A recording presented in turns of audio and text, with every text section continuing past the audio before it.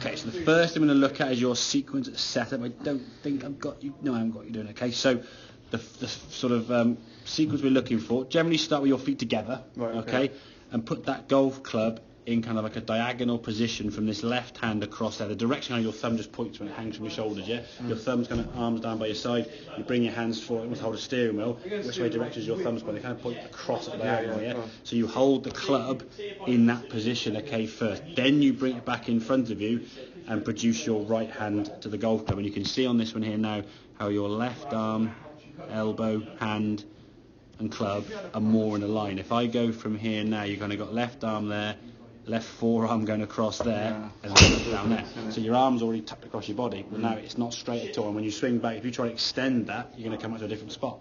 If we can start off with a slightly more tilted shoulders, okay, and a slightly more extended lead side, now you can do these things that guys say, oh, keep left arm straight. We can do it now to some extent, okay? Now then, as your swing before had a lot of sway, as you can see, even before that club had gone out of the screen, your head's almost moving the same amount with the goal. The club's gone here and your head's gone a good amount already, and it just keeps going. I mean, you're so far off the golf ball here now. As I said before, probably can barely see the golf ball from there. If you're losing sight of the golf ball, you've got about a third of a second to kind of find the ball coming back down, reset yourself, readjust your body back to the ball, and then hit it. Good luck. That's going to be really tough. You compare that backswing to this backswing. Yeah, it's not different. Yeah. You can see the ball. Yeah.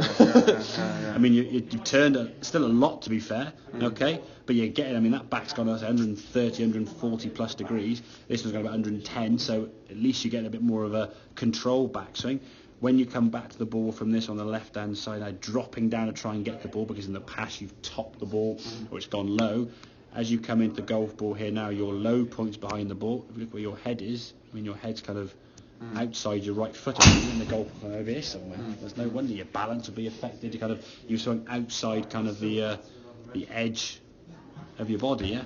We want to stay inside that kind of position, so we start off in here and we kind of stay inside that with the body. As you come back to the golf ball now, look at that impact position. Look at those two spots there. Kind of different. Nice talking to you. I mean, you can see there you've got your chest facing the golf ball, your shoulders in that nice bit of tilt, okay? Your lead arm now is nice and extended back to the golf ball, okay? Your head is staying in position. You can now twist your head, twist your arms and your head. Now, ideally speaking from there, this would just keep going around your whole shoulders. It does stop a little bit, as we can see, but this still went 93 yards with a swing that's not full yet. In time, that'll become full. But if you can kind of just stay in front of the ball, again, a good visual for you to maybe think about is imagine you're kind of swinging a golf club in a phone booth, okay? And don't hit the walls. Obviously, your arms would go outside of that, I get that, but physically from your body, if we were to put yourself in this kind of box here and say, right, rotate around that, doink, you hit the wall. And that's even before the club's gone back before hip height. So your shoulder now, I mean, it's a really, really big movement there, and then just try and go back, you don't get back inside it. No. So you hit the ball there, and now you've got to try and get the goal, but then you just come at the end there, so like a bit of a lunge and a twist through. It's like a panic almost. Well, that's the thing. And again, grip pressure will affect that. If you're gripping on for dear life, it's hard to move your body under control. We want to be able to move that body. Again, I said, everyone when they first start playing golf aren't bad golfers. They just play golf in a really difficult way.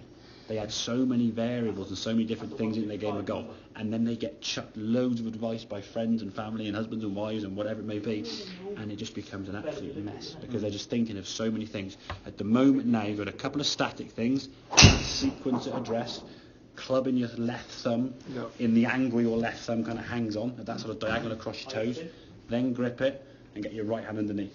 Okay, you will get yourself into that position that we said before we're trying to get to, where you've got a nice little angle with your shoulders and both arms now are the same length, because your hands on the club at a different height. So the shoulders need to be a different height. If they're level, one arm's got to be bent, unless you've got one arm along the other one, which we assume you haven't got. If my arms are level, for this to be underneath, one shoulder's got to be lower than the other one.